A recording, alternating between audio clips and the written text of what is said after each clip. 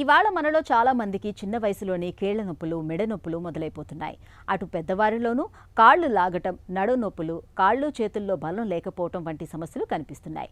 నిత్య జీవితాన్ని కఠినంగా మార్చే ఈ రకమైన సమస్యలకు ఒంట్లో కండరాల క్షీణతే ప్రధాన కారణమని చెబుతారు వైద్యులు. కండరాల క్షీణతనే వైద్య పరిభాషలో సాక్రోపీనియాగా పిలుస్తారు. ఈ నేపథ్యంలో కండర క్షీణతను అరికట్టేందుకు ఏం చేయాలో, కండరాల బలోపేతం కోసం ఎలాంటి జాగ్రత్తలు తీసుకోవాలో ఇప్పుడు తెలుసుకుందాం.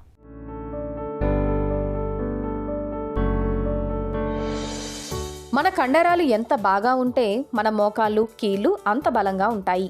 జాయింట్లకు మజిలే సపోర్టింగ్ సిస్టంలా పనిచేస్తుంది. మోకాళ్ళపైనున్న మజిల్ బలం తగ్గితే మోకాళ్ళ నొప్పులు, అరుగుదల వంటి సమస్యలు వస్తుంటాయి. ఇంతటి కీలకమైన కండరాలను మనం కాపాడుకోవాలి. కండరాల్ని బలోపేతం చేసుకోవాలి. కానీ శారీరక శ్రమ, కసరత్తు, పోషకాహార లేమి కారణంగా ఇవాళ వయసుతో సంబంధం లేకుండా మనలో చాలామందిలో కండరాల సమస్యలు వెంటాడుతున్నాయి.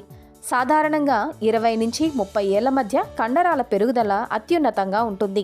30 ఏళ్ల నుంచి కండరాలు, వాటిలోని కణజాలం క్షీణించడం మొదలవుతుంది. ఆపై వయసు పెరుగుతున్న కొద్దీ కండరాల క్షీణత కూడా పెరుగుతూ వస్తుంది. 60 ఏళ్ల తర్వాత కండరాల క్షీణత మరీ వేగంగా ఉంటుంది. ఎలాంటి కసరత్తులు చేయకుండా, జాగ్రత్తలు పాటించకపోతే కండరాలు వేగంగా క్షీణించిపోతాయి. మన శరీరంలో కండరాలను నిర్మించడంలో జన్యువులది కీలక పాత్ర. కొంతమందిలో కండరాల పెరుగుదల ఇతరుల కంటే వేగంగా ఉండవచ్చు, మరికొందరిలో నెమ్మదిగా ఉండవచ్చు. 30 ఏళ్ల తర్వాత కండర ద్రవ్యరాశి సహజంగా తగ్గుతుంది. వయసు పెరుగుతున్న కొద్దీ సమస్య పెరుగుతుంది. ఏవైనా గాయాలు అయినప్పుడు గాయం ప్రభావిత ప్రాంతాన్ని ఎక్కువ కాలం ఉపయోగించకపోతే అది కండరాల క్షీణతకు దారితీస్తుంది. క్యాన్సర్లు, కిడ్నీ జబ్బు, శ్వాసకోశ వ్యాధులు కూడా కండరాల క్షీణతకు కారణమవుతుంటాయి.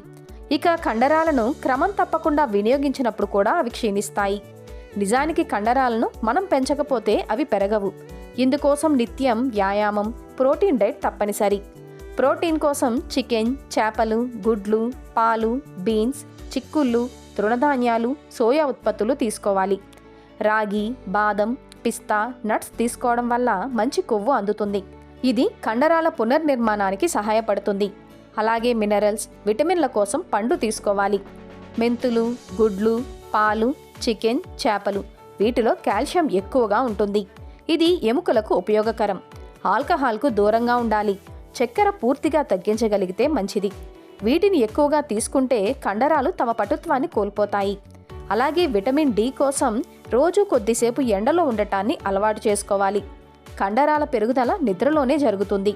నిద్రలో శరీరం కండరాల కణజాలాన్ని మరమ్మత్తు, పునరుత్పత్తి చేస్తుంది. కాబట్టి రోజుకు 8 గంటల నిద్ర ఉండేలా చూసుకోవాలి. ఈ జాగ్రత్తలు కండరాల్ని చక్కగా బలోపేతం చేస్తాయి.